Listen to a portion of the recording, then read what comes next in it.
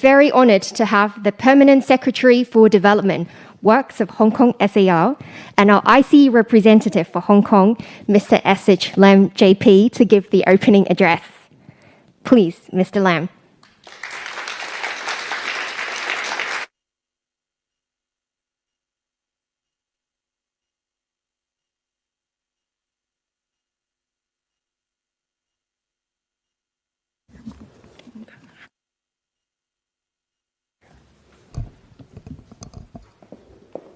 Eric Ambrose, friends and fellow engineer online, ladies and gentlemen, good morning. I'm much delighted to be here with you today, seeing nearly full attendance in this hall. Actually, this was a norm commonly seen before the pandemic, but now we treasure much this kind of physical gathering, as we can regain personal greetings and contacts, which we have missed for quite a long time.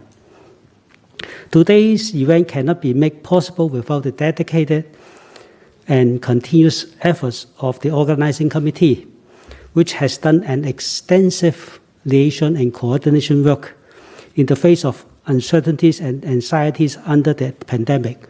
Well done. No doubt, would year 2020 be the most challenging year for human beings in the modern time since the Second World War. The devastation brought about by COVID-19 has stimulated us to rethink the way we live, work, and socialize. Would the world be different in the wake of the pandemic? And if yes, how different? There are always two schools of thought. Some may think that we will return to a business as usual very quickly, as people will try to forget what they were suffered during the difficult time and tend to behave habitually after the pandemic. Others predict that the society will change to suit the new normal after COVID-19. We still have a fresh memory that sharing was used to be one of the most important agenda in the design and planning of the world setting in the past decade or so. But in the post-COVID-19 age, isolation and social distancing will probably become part of the new normal rather than sharing and co-living. I don't have a crystal ball in front of me and can't give you a definitive answer to this difficult question. But as engineers, because of the way we learn, the way we think, and the way we tackle problems, we need to bring this scenario into our equation, just like adding another loading case in our structural analysis or allowing a factor of safety to cater for this scenario.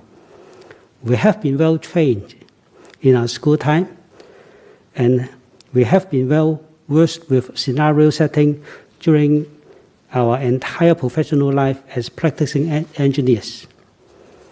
While we may not have an exact answer to what will happen in the future, but I think in the post-COVID-19 era, the broad approach will be moving toward a resilient infrastructure which can absorb, recover from, or transform itself when confronted with various events such as climate change, pandemic, etc.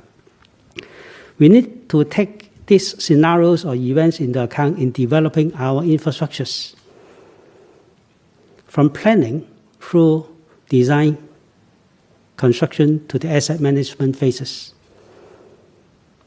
How can we accomplish a resilient infrastructure?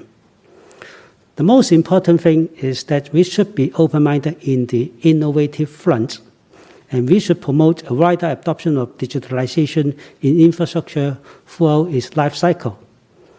The World Economic Forum describes the bulk of infrastructures in developed countries was built in the analog age, that is, before the start of this century, and was meant to last for at least several decades, requiring little change.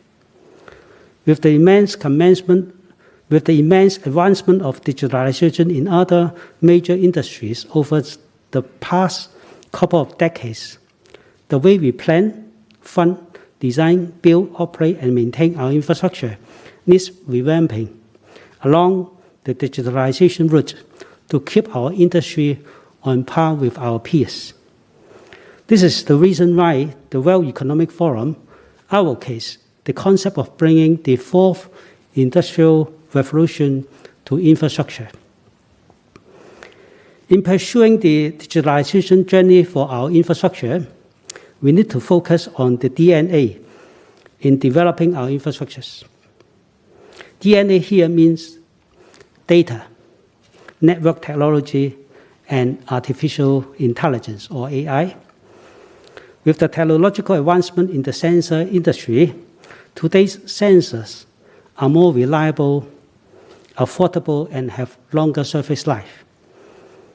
Sensors inside infrastructures will provide the variable data and information required for analysis, diagnosis, and decision-making. The data collected could also be interactive with the BIM and the digital twin.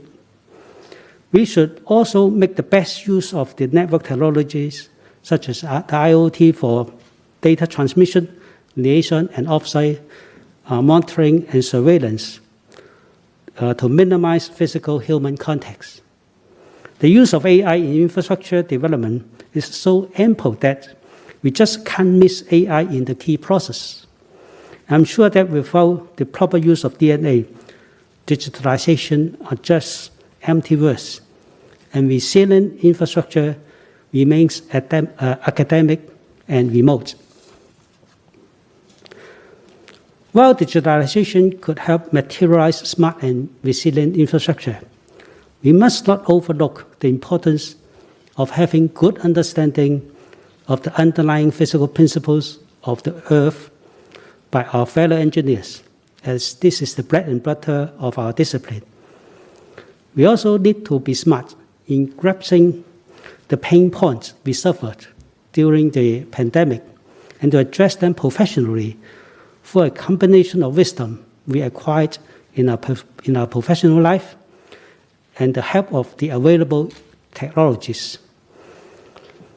Fellow engineers have to be open-minded to facilitate cross-discipline collaboration, as nowadays, a single discipline can't work alone to achieve great success.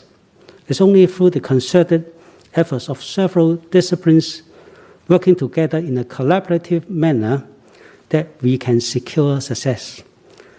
The fast advancement in medical and healthcare equipment in the recent decades is a very good demonstration of how medical professionals and engineers work closely so that ultimately the community at large can be benefited.